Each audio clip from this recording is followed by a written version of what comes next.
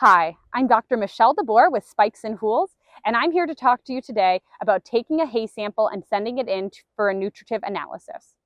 The first thing I want to talk about is why taking a hay sample is so important. So for horses, the main component of their diet is going to be forage. As a result, it's critical for us to know the nutrients that we're feeding in that forage because balancing the concentrates is just not going to be enough to see the full picture. While I can look at the physical traits of my hay, that is not going to tell me what those specific nutrients are, and sometimes it can be deceiving. And so to truly balance my horse's diet, having your hay tested is going to be a critical part of that. Additionally, any horses that may have nutritional sensitivities, it's going to be really valuable to know the nutrition of your hay to make sure that everything is balanced for them so they can receive the adequate nutrients to stay healthy. So the first thing you're going to need to consider is what supplies that you need to have in order to take your hay sample. One of the most important supplies is going to be your drill with your hay probe. And so a lot of people will have a drill around their house, but the hay probes are not going to be as common. For these, you can buy one. They're going to be slightly over $100 at most places. Otherwise, you could check with your local extension office, as well as your local feed stores to see if anyone has them for rent. Spikes and Hools is carrying these hay probes that you can either rent out or someone can come out and take that hay sample for you. What normally comes with this hay probe is going to be some type of stick or rod that is going to help you clear that hay sample out of that hay probe, and I'll show you how to use it later. And then the last things you'll need are going to be a bucket to dump all of your hay subsamples into, as well as a bag that you're going to use to then send it into your testing laboratory. Sometimes with the bag, you'll need a separate bag along with a different form that tells the lab about your hay sample and the test you want done.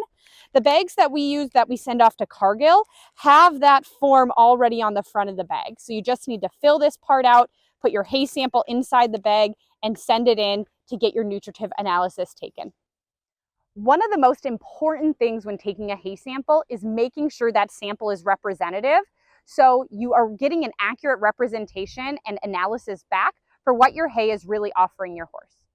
One of the first things that you need to do to take a representative sample is going to be to come at the bale to hit multiple flakes rather than coming in from the ends where you're only getting one flake. Same with our small squares here. If I just get one flake, that flake could be weedy, it could have some different nutritional qualities, and it's not going to be as accurate. And so for my round bale, I'll come at the end towards the center. From my square bale, I'll come between the twine, again towards the center of that bale. The next thing I need to consider is going to be the number of bales that I'm sampling.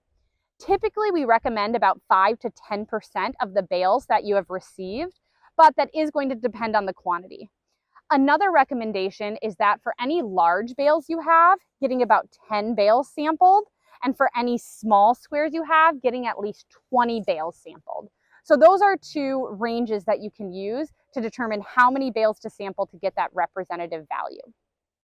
To take your sample from your small square bale, you're going to want to place your probe in between the two pieces of twine. So you're towards the middle of this square bale, and once again, traveling through multiple flakes.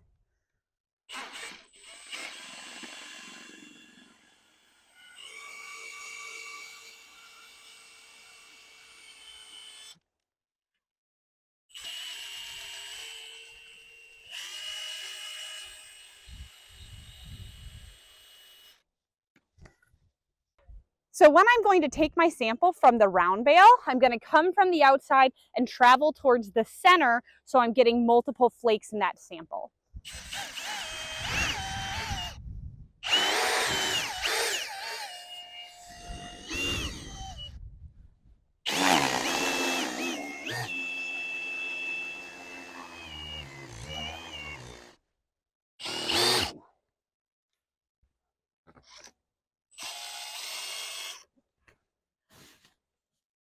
The further into that bale that I get, the more representative and the more flakes that I will get within this one subsample. So once I get that probe out of the hay, I will use my stick or my rod. And you have to be careful because sometimes this shaft will get hot and the end of this hay probe is going to be sharp. So you want to make sure you don't cut yourself or burn yourself. So I'm now going to push that hay sample through. And so we have this extra addition of this tube on the end. Not all hay probes will have that, and that's okay. Then you just want to push this directly into the bucket. Because I have this tube, what I'm going to do is I slide it down, and then I'm going to dump that hay sample into the bucket.